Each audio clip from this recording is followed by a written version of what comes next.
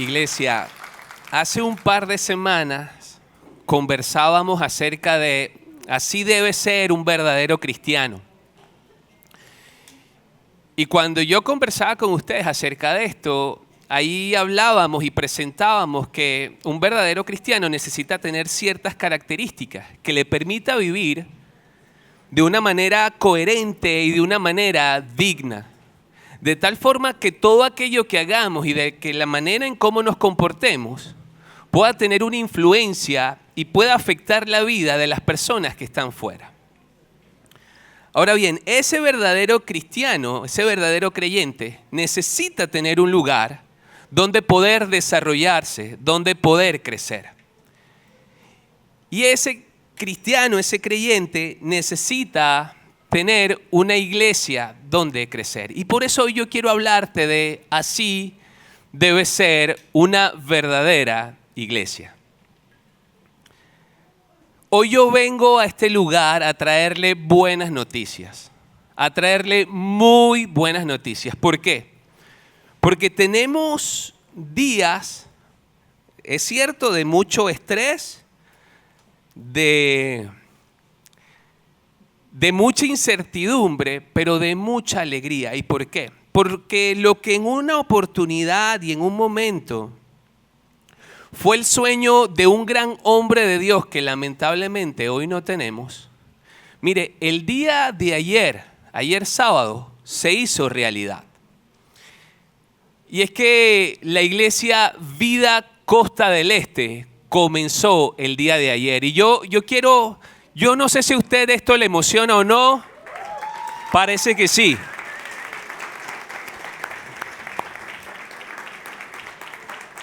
Parece que sí. Mire, y esto tiene que llenarnos de emoción.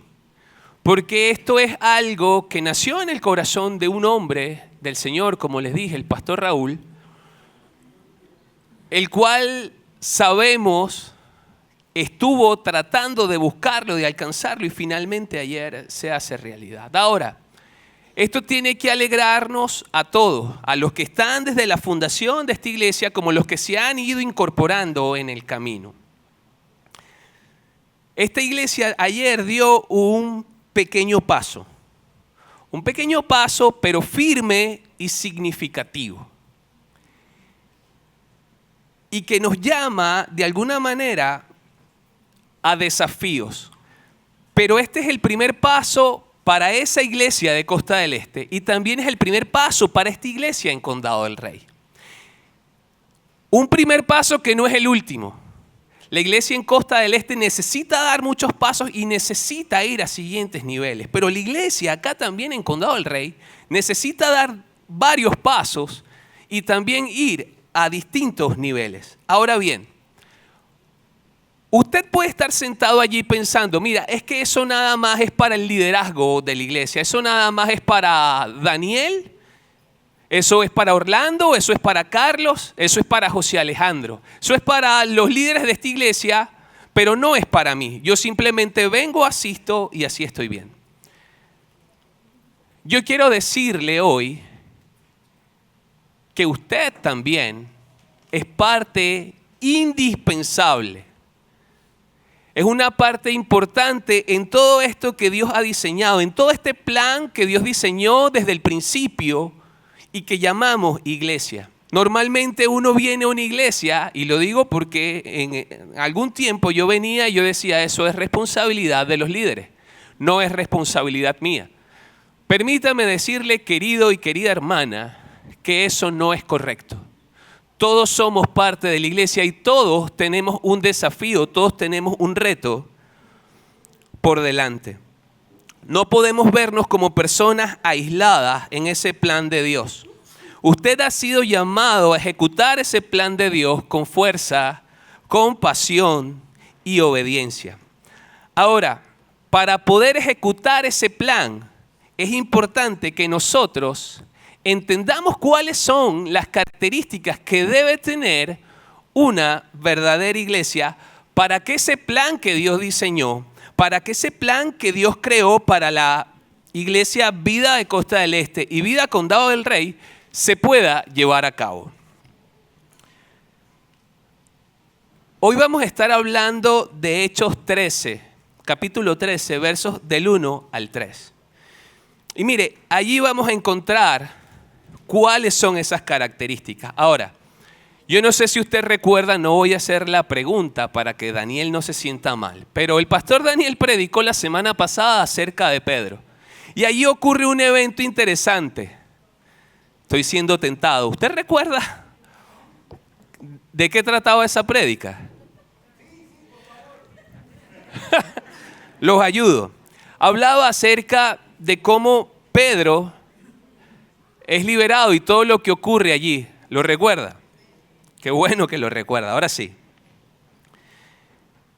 Y allí relata la historia y todo lo que ocurre. Pero al final del texto uno observa que Pedro dice algo interesante. Y él dice, me voy a predicar a otro lado. La Biblia no señala de manera clara y de manera específica a dónde se va Pedro a predicar. No lo dice. Lo que sí dice es que Pedro dice, comuníquenle por favor a Santiago. Santiago es el hermano del Señor Jesús. Y se lo comunican. Pedro era el líder de la iglesia en Jerusalén. Pedro era la figura principal en la iglesia de Jerusalén. Cuando dice que se va a ir a otro lado, deja de ser esa figura principal. Y ahora quien se encarga de la iglesia es Santiago, el hermano del Señor Jesús. Y la iglesia sigue haciendo lo que viene haciendo, sigue predicando el evangelio, sigue avanzando.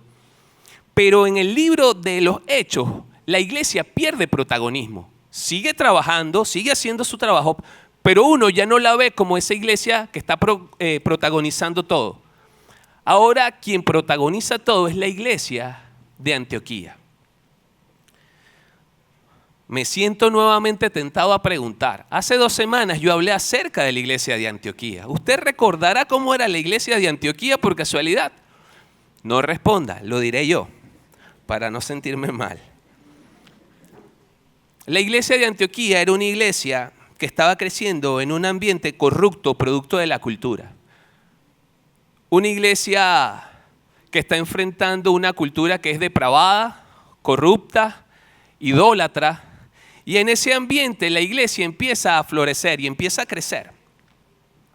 Gracias a figuras como la de Bernabé, como la de Pablo, gente que está clara en su llamado, clara en lo que tiene que hacer, gente que se ha preparado, gente que tiene un corazón correcto.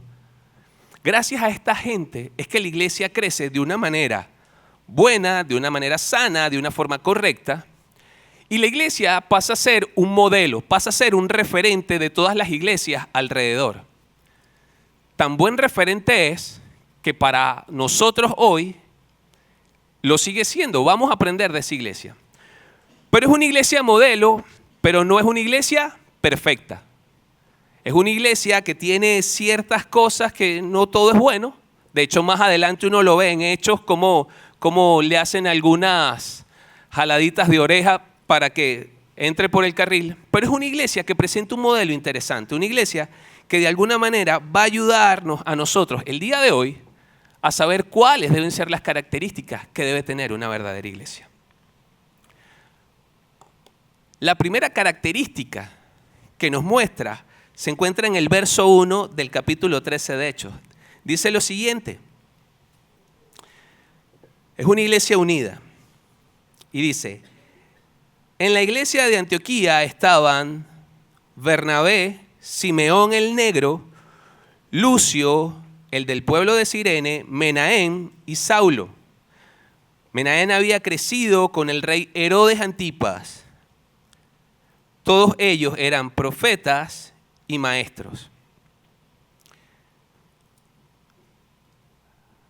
Yo no sé si a usted le pasa, pero hay momentos en que yo leo la Biblia y yo digo, parece que el verso está de más. Porque yo lo leo y de pronto no consigo mucho que aprender, sino que hay 5 nombres de 5 personas que está bien, chévere, y que estaban en Antioquía.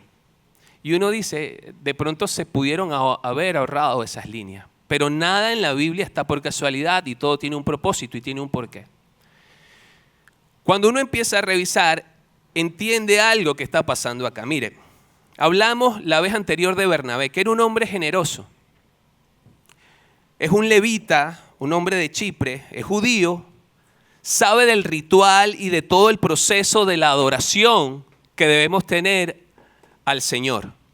Así que es un hombre judío que tiene esa cultura de judío. Luego uno ve el texto y se consigue con Simeón el negro. Era una manera de llamar a la gente de tez negra. Es muy probable que Simeón sea de África. Entonces tienes a alguien de Chipre, judío, y ahora tienes a un africano que está acá entre ellos. Luego observamos y dice Lucio de Cirene. Cirene se encuentra al norte de África. Era una zona, una región donde los griegos habían dominado. En ese momento ya habían llegado los romanos. Así que tienes a dos personas ahorita de África y tienes un judío. Luego viene Menahem. Menahem crece con el rey Herodes. No es hermano de sangre, pero sí es hermano de crianza, de nacimiento. Este hombre es aristócrata, judío. Es decir, que probablemente tiene dinero, tiene educación, tiene contactos. Es un hombre que tiene nivel. Y luego observamos que está Saulo. Judío de Tarso, ciudadano romano, fariseo y educado en Jerusalén. Uno ve el texto y dice, bueno, acá está el combo completo, porque observas que hay un grupo de líderes de la iglesia que a pesar de sus culturas, a pesar de sus perspectivas, a pesar de su educación y de su forma de ser, son capaces de ponerse de acuerdo para trabajar en pro del Señor, para trabajar de una forma que el evangelio pueda avanzar y el nombre de Dios sea conocido en toda la región. Personas que en otro contexto distinto a este era imposible que pudiesen trabajar unidas. Era imposible que esta gente, dos de África, tres judíos, pero esos judíos en distintos niveles, era imposible que ellos pudiesen ponerse de acuerdo y pudiesen trabajar juntos. 5 hombres que seguro tenían sus diferencias. Yo estoy seguro que muchos de ellos de pronto tenían que ceder, tenían que dejar de lado sus intereses, sus posturas, su forma de ver la vida, por amor a la iglesia y por amor al otro. Gente que muchas veces tuvo que ser humilde, gente que muchas veces tuvo que ser generosa y ceder ante cosas que de pronto no le parecía la manera, pero que lo tuvo que hacer por amor al Señor. Y es interesante porque acá vemos hombres que son maestros y profetas. No dice cuál de ellos es maestro, cuál es profeta o si todos eran ambas cosas. No lo dice. Pero son hombres que interpretan las escrituras, que las enseñan, que reciben un mensaje de Dios y que lo están entregando a la iglesia. Miren, son hombres que están hablando de unidad. Y el Señor los consigue justamente haciendo lo que Él les ha llamado a hacer. Y yo me pongo a pensar, ¿qué pasaría si el Señor se presenta hoy acá?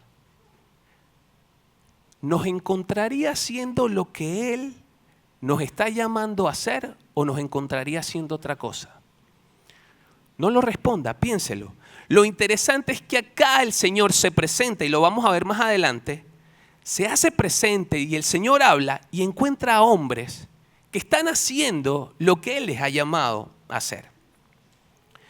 Esta iglesia ha tomado el modelo justamente de la iglesia en Jerusalén. Hechos 2:42 dice, perseveraban en la doctrina, en la comunión, en las oraciones, y el Señor añadía a la iglesia los que habían de ser salvos. La iglesia de Antioquía ha copiado ese modelo de la iglesia de Jerusalén y ha decidido ser una iglesia unida. Estos líderes han sido una iglesia unida. Hoy, 2025, iglesia bonita, iglesia amada, la iglesia necesita aprender a caminar en unidad. No solo sus líderes, no solo los pastores, no solo los ancianos. Es que toda la iglesia necesita aprender a caminar unida en pro de una misión. Cuando uno va afuera y observa algunas iglesias, uno se da cuenta que eso no es lo que está ocurriendo. Porque muchas veces las iglesias se están manejando como corporaciones, como empresas, donde yo decido con quién trabajo, porque yo decido, es que me gusta más cómo trabaja este y la otra persona no me gusta y la anulo, la saco, la dejo afuera. Hemos copiado el modelo de afuera, de la calle. Y eso no es lo que el Señor quiere dentro de su iglesia. Y necesitamos estar pendientes de eso, porque todos necesitamos trabajar en unidad. El problema es que todo parte del egoísmo. En que yo creo que las cosas se hacen de esta manera. Ciertamente tiene que haber un liderazgo, ciertamente tiene que haber dirección y guía, pero dirigido en amor. No puede estar basado en un egoísmo, no puede estar basado en se hace de esta manera porque yo lo digo, porque yo creo, porque está probado durante mucho tiempo. Y el amor, la misericordia, la generosidad quedan a un lado. Hoy el Señor nos llama a ser una iglesia que esté unida. Una iglesia que sea capaz de, en medio de la diferencia que tengamos, lograr puntos de encuentro y que podamos trabajar juntos. Mire, yo no me imagino a Pablo diciéndole a Simeón: brother, tú no tienes mi nivel educativo, no puedo trabajar contigo. No me imagino a un Menahem diciéndole a Lucio: hey Lucio, está bien lo que quieres hacer, pero tú no eres de la aristocracia, no tienes mi nivel, yo estoy por encima de ti. Yo no me imagino eso. No me imagino un Bernabé diciendo: hey Pablo, tú no tienes la capacidad de consolar o la misericordia que tengo yo. Yo no veo eso. Yo encuentro acá hombres que se han puesto de acuerdo para, a pesar de esas diferencias, poder trabajar juntos, poder caminar en unidad como iglesia y llevar la iglesia al lugar que tiene que ir. Se lo pongo de una manera más sencilla. Imagínese una gran orquesta. Una gran orquesta donde hay músicos, uno toca el violín, otro toca el piano, otro toca la percusión, otro la trompeta. Estos músicos son de distintos lugares, no son de los mismos países, hablan distintos idiomas, tienen educaciones distintas, tienen maneras de ver la vida distintas. Pero estos músicos son capaces de, con una partitura y con un director, lograr sacar de sus instrumentos sinfonías hermosas que a nosotros pueden de alguna manera cautivarnos. Pero ¿qué pasaría si estos músicos deciden cada uno, aun cuando tiene la partitura y aun cuando tiene el director, tocar lo que ellos quieran y tratar de cada uno sobresalir por encima del otro? ¿Qué es lo que ocurriría? Un desastre. Sería ruido, sería algo que no se entiende, sería algo totalmente desagradable. Mire, es lo mismo que pasa con nosotros. Porque nosotros tenemos una partitura que nos fue entregada, que es la palabra del Señor. Tenemos un director que es nuestro Señor. Y nosotros tenemos que aprender como iglesia a tocar al unísono, para que la melodía que salga de la iglesia sea la melodía correcta, que agrade y que envuelva a la gente que está afuera. Usted y yo estamos llamados a lograr esa unidad, a lograr entender qué dice la palabra, lograr entender qué nos está indicando el Señor, para que lo que salga de la iglesia impacte al mundo. Pero para poder impactar al mundo, necesitamos tener unidad. Y hacia allá es que necesitamos apuntar. Ahora bien, usted pudiese pensar: José Alejandro, eso que hablas es bonito, pero es una utopía. Eso es imposible de lograr. Y yo le diría: tienes razón, es imposible de lograr si tú te paras desde el lugar del egoísmo. Si te paras desde el lugar de que las cosas se tienen que hacer únicamente como tú dices. Es imposible de lograr si lo hago desde el dolor o desde aquellas heridas que me han causado en el pasado y que no quiero repetirlas, y entonces me paro desde esa manera, toda egoísta. Si es así, va a ser imposible. Pero si nos paramos desde la madurez, desde entender que Dios tiene un propósito para la iglesia y que las cosas no solamente se hacen como yo digo, sino como en el consenso de todos, en la multitud de consejeros se puede hacer, entonces allí la iglesia tiene esperanza y allí sí puede haber unidad. Pero todo eso requiere ¿qué? Madurez, requiere entendimiento, requiere entender los tiempos que estamos viviendo. Así como lo hizo la iglesia en Antioquía, que entendió lo que estaba pasando en su momento, igual el día de hoy. Mire, lo de ayer es algo extraordinario y de pronto no lo estemos dimensionando.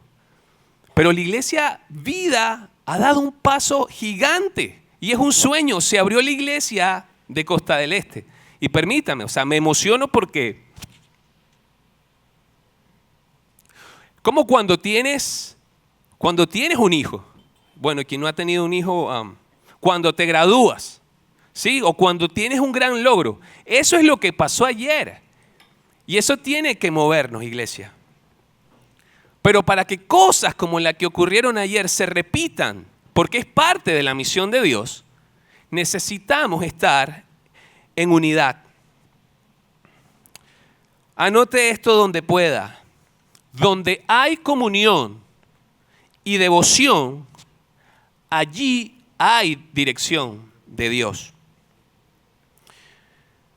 Mire, una vez que entendemos que la iglesia debe estar unida, es necesario entonces que la iglesia comience a buscar de Dios.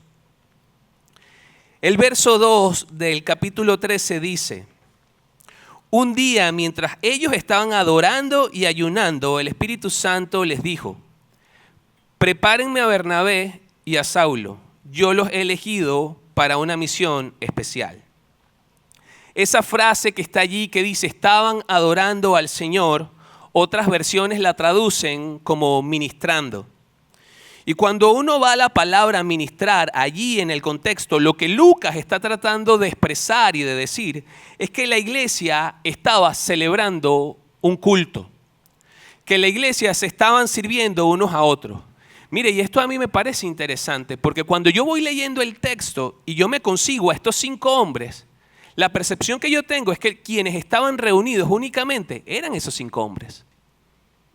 Pero esa palabra, ministrar, nos ayuda a entender que no solamente eran esos 5 hombres, sino que toda la iglesia estaba justamente adorando al Señor y ayunando.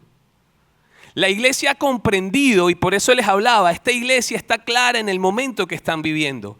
Esta iglesia está tan bien parada y es una iglesia que está madura, que es capaz de entender el momento que están viviendo y se está dedicando solamente a adorar al Señor y ayunar. Y yo me pregunto, ¿cómo es posible que una iglesia que está adorando al Señor solamente venga el Señor, se presente y les hable?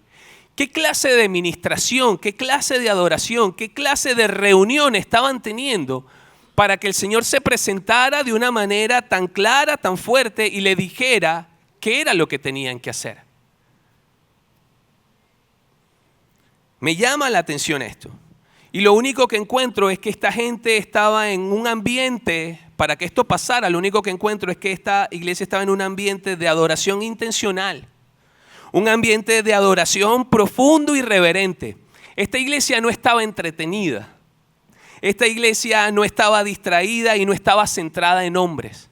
Esta iglesia está centrada en quien tiene que estar centrada. Es el Señor Jesús parado en el centro y la iglesia adorándole. Es una iglesia madura que está buscando a Dios. Es una iglesia que está clara del momento que está viviendo y que dice, no puedo estar distraído, perdonen la palabra, en tonterías. No puedo estar distraído en cosas que no añaden valor ni agregan valor a la iglesia. Es una iglesia que está clara en lo que tiene que hacer. Iglesia, es una iglesia que está unida. Es una iglesia que está buscando a Dios. Es una iglesia que tiene una búsqueda intencional y genuina, sin agendas ocultas y sin querer torcer la voluntad de Dios. Es una iglesia madura y clara en su llamado. Este es el tipo de iglesia que necesitamos hoy. Este es el tipo de iglesia que necesitamos que Vida Costa del Este se convierta. Es el tipo de iglesia que necesitamos que Vida Condado del Rey se convierta. Que entienda el tiempo. Porque no son tiempos sencillos. A veces la cotidianidad y la rutina hace que entremos, no sé, como en una espiral donde todo parece ya ser sencillo, tranquilo, par de cositas que están fuera. Pero los tiempos que estamos viviendo no son sencillos y requieren una iglesia que esté bien plantada, bien parada para saber cómo hablarle a la gente dentro del contexto que vive esa gente. Ese es tu llamado y ese es mi llamado. Y nuevamente, se lo decía al inicio, esto no es un mensaje para los líderes de la iglesia solamente. Es para todos, porque todos tenemos parte que hacer en esto. Tim Keller dice lo siguiente: el encuentro con Dios en comunidad no es opcional para el creyente. Es esencial para discernir la voluntad y experimentar su presencia. Usted podría decirme hoy día: mira, José Alejandro, yo busco al Señor de manera profunda y leo la Biblia mucho y el Señor me habla en la intimidad allí mientras yo paso horas orando al Señor. Qué bueno que el Señor le está permitiendo a usted tener esos tiempos. Sígalo haciendo. Honestamente le digo, sígalo haciendo. Qué bueno que lo está haciendo. Pero cuando el Señor crea esta idea extraordinaria de la iglesia, la crea para que podamos aprender a vivir en comunidad, para que sepamos vivir juntos en comunidad y para que experimentemos tiempo juntos de oración, de crecimiento en la palabra, de tener tiempo de profundidad con Él, pero como iglesia. Porque cuando eso ocurre, cosas como esta que relata el texto en el verso 2 ocurren. El Señor se hace presente y el Señor empieza a darle dirección a su iglesia. Es vital y es parte esencial del organismo de la iglesia, esa búsqueda. Una de las maneras como la iglesia crece es en medio de esa comunidad, es en medio de esa vivencia que podamos tener, pero no para vivir entretenidos, no para simplemente llenar espacios dentro de la agenda de la iglesia. No me refiero a eso. Me refiero a espacios que estén dedicados a la búsqueda del Señor, a encontrar su dirección, a entender qué quiere Él hablarnos, decirnos, trabajar con nosotros como iglesia, de cara al propósito que tiene la iglesia, y es salir y predicar. Yo sé que muchas veces que uno habla de predicar, uno se está imaginando parado en el metro a viva voz gritando cosas, o en las plazas. Mire, en las redes me conseguí algo que se llama caja roja. Es gente en España que tiene una manera de hacer evangelismo. Y esta gente coloca una caja roja en medio de la plaza, se para allí una joven y empieza a predicar a voz a cuello y a hablar del Señor. Mucha gente se acerca a ella y recibe, y luego se monta una guitarra y a tocar. Y la gente ve cómo, va llegando gente y gente acepta al Señor. Yo sé que esa es la imagen que siempre tenemos. Yo no me refiero a esa forma en la que usted tiene que predicar. Esa es buena y funciona. Pero yo sé que mucha gente no se atreve a eso. Yo a lo que me refiero es gente que predica sin mencionar un solo versículo. Yo me refiero a esa gente que es capaz de predicar casi que un libro completo con su vida, con el testimonio que dan. En lo que hablan, no porque mencione pasajes bíblicos. En cómo se desenvuelve su vida, en cómo afronta los problemas.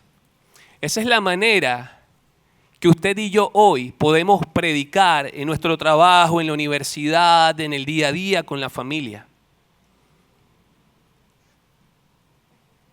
Iglesia, estamos llamados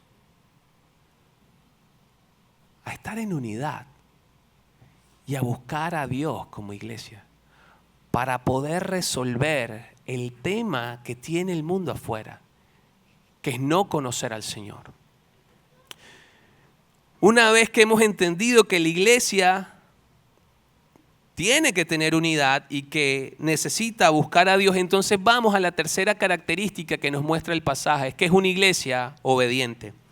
El verso 3 del capítulo 13 en Hechos dice: todos siguieron orando y ayunando, y después oraron por Bernabé y Saulo.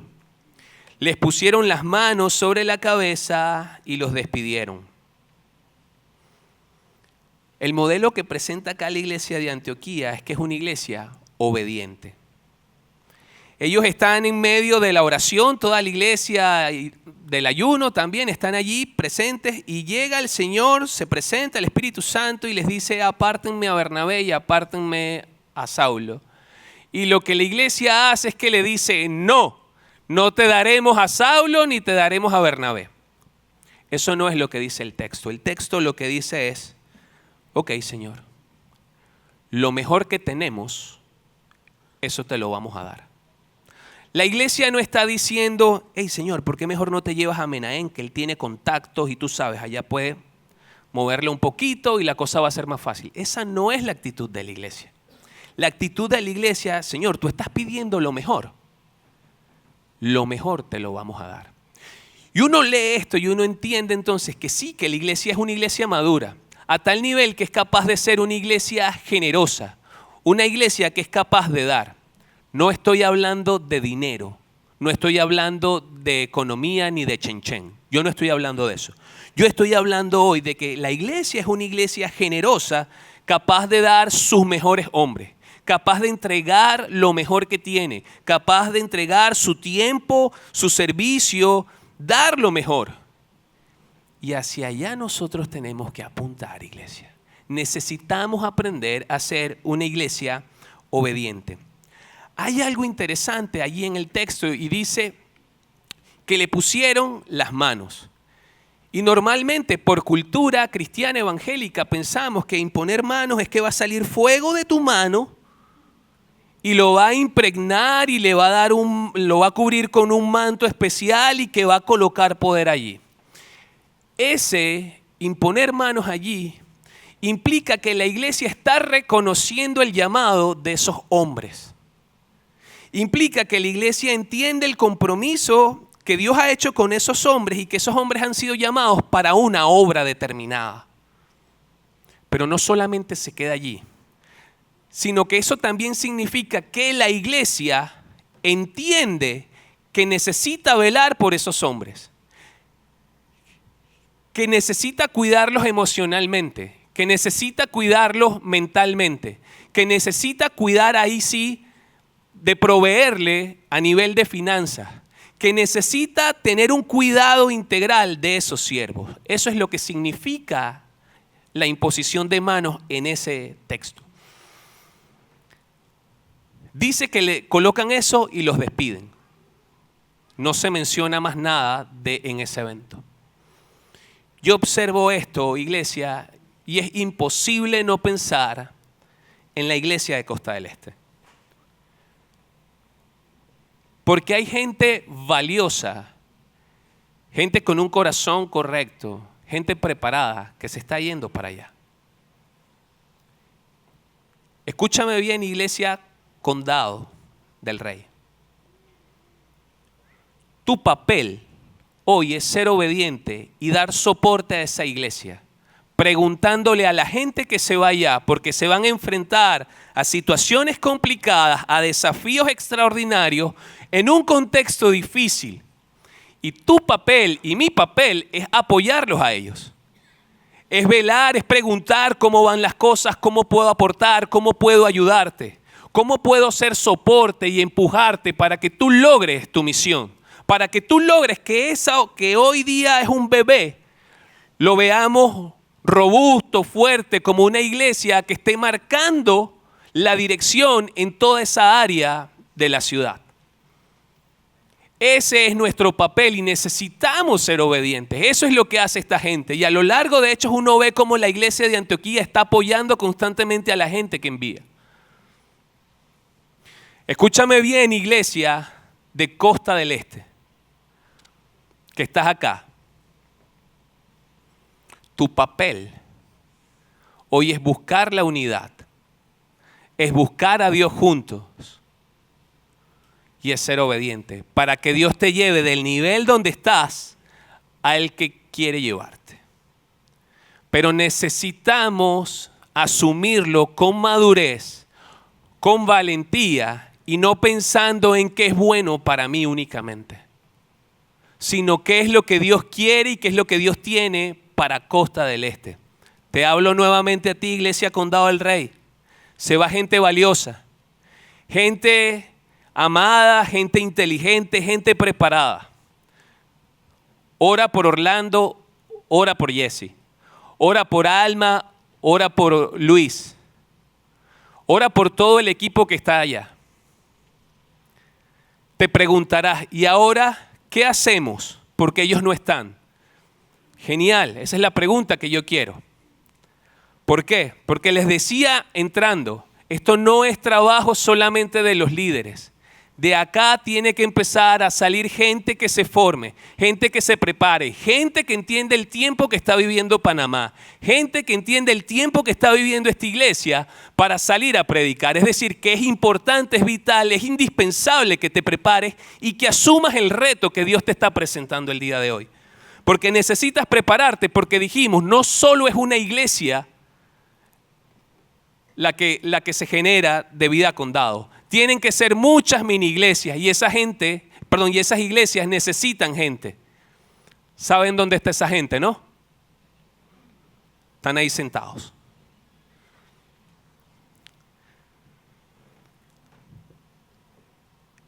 El pastor Sproul dijo lo siguiente: obedecer a Dios no siempre es cómodo, pero siempre es seguro en su voluntad. Se lo repito. Obedecer a Dios no siempre es cómodo, pero siempre es seguro en su voluntad. Dios no nos llama a tener una vida cómoda. Dios nos llama a tener una vida obediente. Una vida sujeta a su voluntad. Voluntad que encontramos buscando a Dios en unidad. No hay lugar más seguro.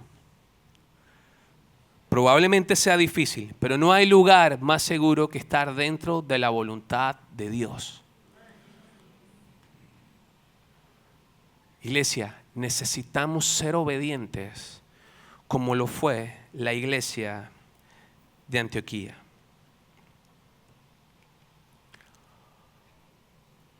Donde hay comunión y devoción, hay dirección de Dios. Recuerda, no solamente es buscar a Dios en la intimidad tú solo. También es necesario hacerlo como iglesia. Concluyo con esto. Mire, tal vez la iglesia de Antioquía no estaba dimensionando lo que estaba haciendo en ese momento. Tal vez la iglesia de Antioquía, simplemente una iglesia entendida en el tiempo, sabiendo el papel protagónico, el rol que jugaba en la sociedad, decidió simplemente estar unida, buscar a Dios y ser obediente, sin saber las implicaciones que esas características tendrían. Al punto que hoy nosotros, 2000 y tantos años después, estamos hablando de esa iglesia. Una iglesia que simplemente estuvo unida, que buscó a Dios y que fue obediente. Y que ha sido referente para muchos a lo largo del tiempo. Una iglesia que se comprometió, una iglesia que no guardó para sí lo mejor, sino una iglesia que fue generosa, una iglesia que entregó todo.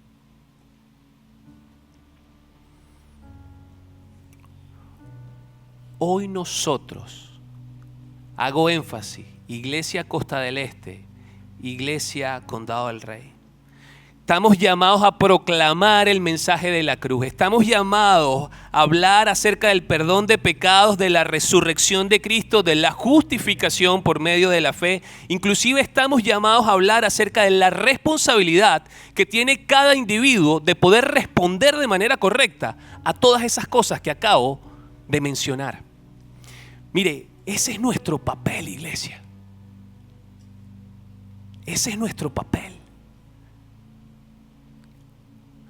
Nuestros ojos tienen que ser ojos de misericordia ante lo que está ocurriendo allá afuera. Yo leo este texto, veo todo lo que está pasando en nuestra iglesia. Y la pregunta que está retumbando mi cabeza, la pregunta que de alguna forma se repite es: si todos nosotros nos vamos a sumar al desafío que tenemos en llevar a ambas iglesias al siguiente nivel.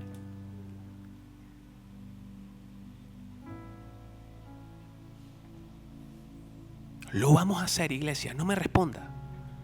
Hable con el Señor allí en intimidad. No se comprometa con nadie acá. Comprométase con el Señor. Vamos juntos como iglesia a subir el nivel de ambas. Si usted lo va a hacer, hable con aquellos, con los líderes que pueden ayudarle a orientar. Pero para poder llegar a ese nivel, para poder pasar a la siguiente fase, necesitamos entender estas tres características de una verdadera iglesia. Una iglesia que es unida, una iglesia que busca a Dios y una iglesia que es obediente. Quiero invitarle que cierre sus ojos ahí donde está.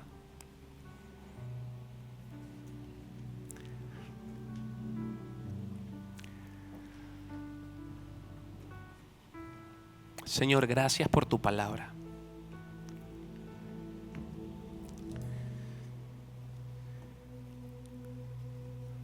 Gracias porque tú nos llevas a nuevos lugares, Señor. Porque tú pides que de alguna forma nos movamos a crecer. Porque tú nos pides y estás de alguna manera moviendo a toda tu iglesia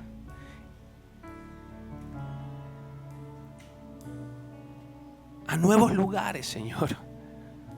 Y como decíamos, obedecer no es cómodo. Inclusive obedecer en ocasiones hasta disgusta. Pero es la forma en la que tú nos haces crecer, en la que tú nos haces mover de esa comodidad a nuevos lugares, Señor. Y hoy tú estás pidiendo eso para esta iglesia. Padre, por favor, ayúdanos. Haz que nuestro corazón, que nuestra mente pueda entender esto, Señor. Que podamos sentir el dolor que tú sientes por la gente que no te conoce. Que podamos sentir la tristeza que tú sientes cuando ves que aquel pecador o que aquella persona que no conoce de ti es indiferente ante tu mensaje.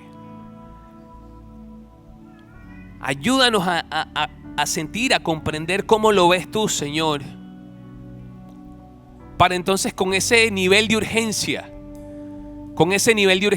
que la iglesia en Antioquía estaba buscándote para entender qué había que hacer, hoy nosotros podamos entenderlo también y poder salir a predicar, Señor.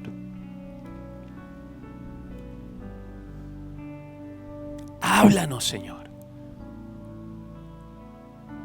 Que entendamos cuál es nuestro rol, cuál es nuestro papel individual y qué es lo que tenemos que aportar a la iglesia para que entonces como comunidad, como grupo, salgamos afuera y podamos impactar a esa sociedad, Padre. Ayúdanos, Señor. Ayúdanos, Señor. Digno de alabar.